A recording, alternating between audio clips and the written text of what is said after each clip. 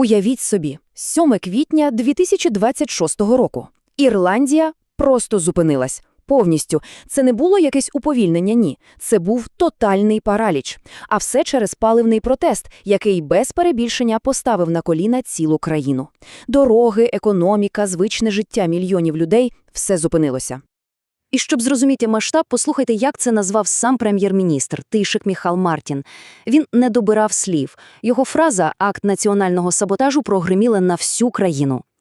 І знаєте, це відразу дало зрозуміти, ситуація не просто серйозна. Вона безпрецедентна і небезпечна. Ставки були вищими, ніж будь-коли. І знаєте, це були не просто гучні слова. Ось вам конкретика. 650. 650 заправок по всій Ірландії просто висохли, порожні. Це, погодьтеся, вже не якийсь там збій у постачанні. Це був, по суті, повний колапс паливної системи країни. Кровоносна система економіки просто зупинилася.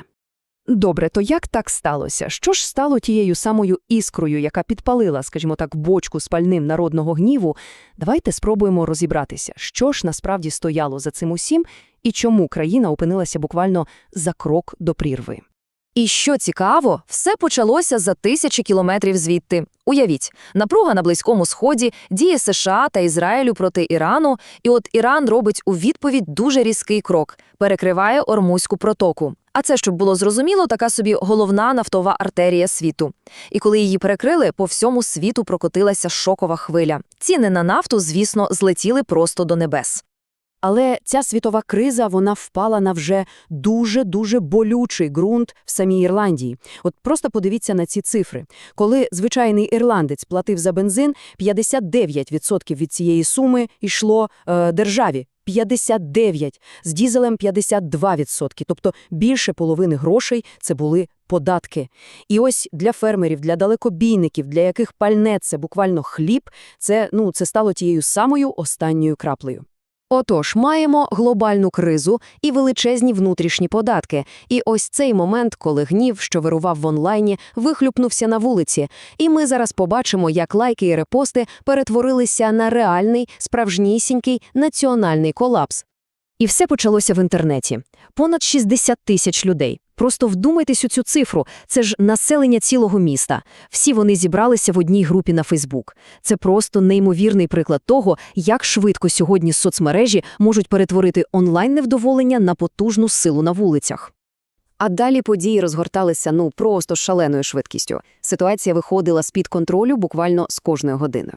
Ось дивіться, 7 квітня. Перші конвої блокують Дублін. Вже 8-9 все набагато серйозніше.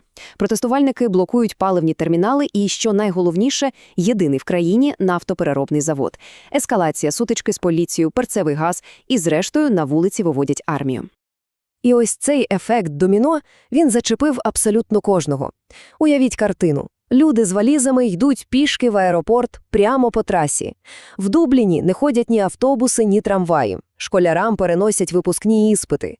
Але найгірше – це те, що навіть екстрені служби, пожежники, швидкі почали працювати з перебоями. Це був не просто протест. Це був колапс звичного життя.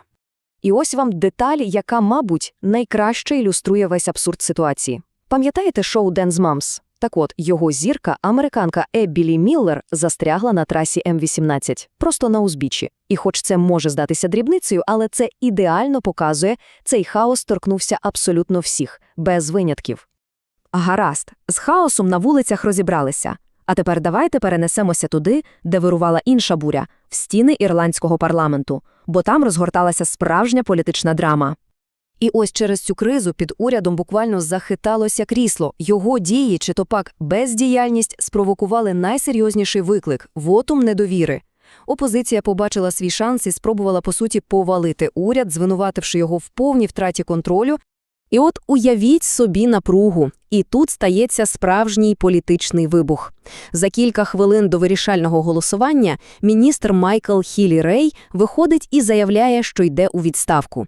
Його слова, що уряд підвів народ Ірландії, стали, знаєте, таким собі ножем у спину для власної ж коаліції. І от результат голосування. 92 за уряд, 78 проти. Тобто уряд встояв. Але, знаєте, це була, як то кажуть, пірова перемога. Так, вони зберегли владу, але вийшли з цієї історії дуже ослабленими, розхитаними і під шаленим тиском з усіх боків. Здавалося б, історія зрозуміла. Але є ще один дуже непростий момент. Бо виникає питання, а чи всі, хто був на протестах, мали одну й ту ж мету? І хто намагався, так би мовити, осідлати цю хвилю народного гніву? І тут треба бути дуже обережними з оцінками, бо так до протестів дійсно намагалися долучитися, скажімо так, ультраправі діячі та агітатори. Але, і це дуже важливо, сам рух не був ультраправим. Він народився серед звичайних фермерів і перевізників, і багато з них, до речі, активно виступали проти цих спроб використати їхній протест. Тобто це була спроба перехопити ініціативу, але не сам рух.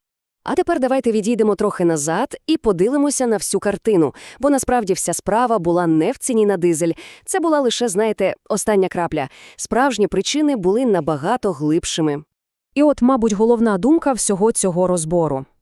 Ці протести, вони стали таким собі громовідводом. Вони ввібрали в себе весь той гнів, який накопичувався в суспільстві роками. Гнів через постійне зростання вартості життя.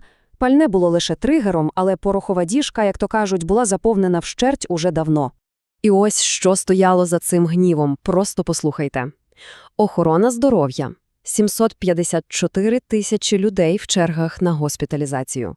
754 тисячі – це ж просто колосальна цифра. Ідемо далі. Енергетика.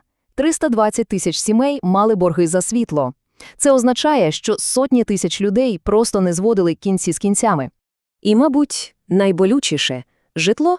За рік ціни на будинки зросли на 6,8%. Здається, не так багато, але для звичайної сім'ї це означало одне – мрія про власний дім ставала все більш примарною. Тож, якщо все підсумувати.